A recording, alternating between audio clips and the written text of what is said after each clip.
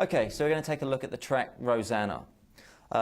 This is a half-time shuffle feel. So by that we mean here's a regular shuffle feel with the backbeat on 2 and 4. We're going to have the backbeat on beat 3 now, so like this: 1, 2, 3, 4.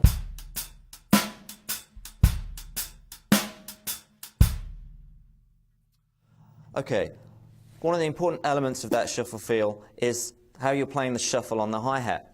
It can work well if you emphasize the downbeats, like this.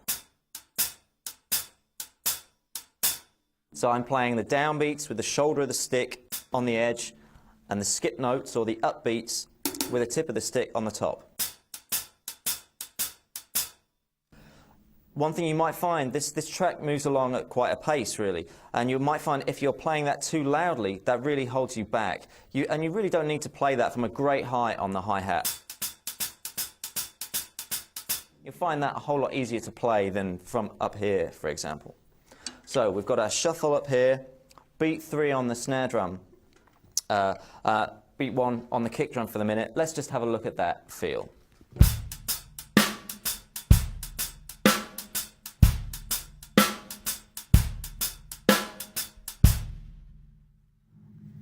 Okay, the next thing we're going to do is to start incorporating some ghost notes.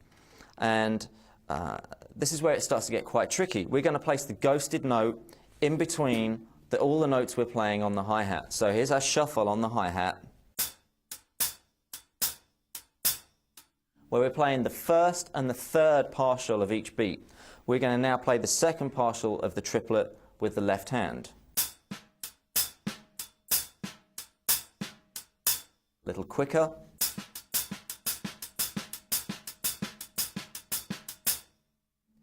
Easy enough so far. However, after the backbeat, we need to also play one of those ghost notes. In other words, we've got to play accented backbeat with a rim shot in this instance, and then we've got to play that ghosted note after it.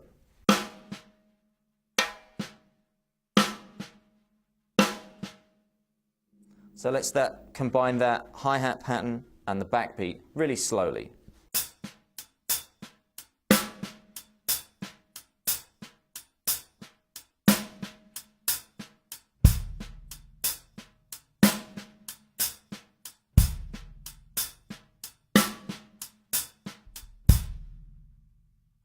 And I'd recommend just spending a little bit of time getting that feeling comfortable, feeling the triplets rolling by, gradually picking the tempo up without forfeiting any of that power in the backbeat or allowing the ghost notes to increase in volume. If those ghost notes come up too high in volume and the backbeat decreases, you just end up with this jumble of notes. It may end up sounding like this.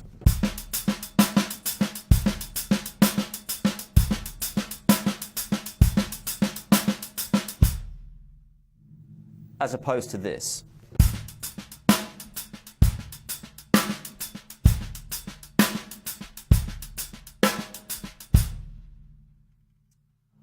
So that's our basic half-time shuffle feel with the ghost notes added. We'll look at how those ghost notes are incorporated in the track in just a second, once we've taken a look at the bass drum pattern. In the track Rosanna, combined with that hand part, we've got this syncopated, sort of Bo Diddley type feel on the bass drum. So something like this: 1, 2, 1, 2, 3, 4.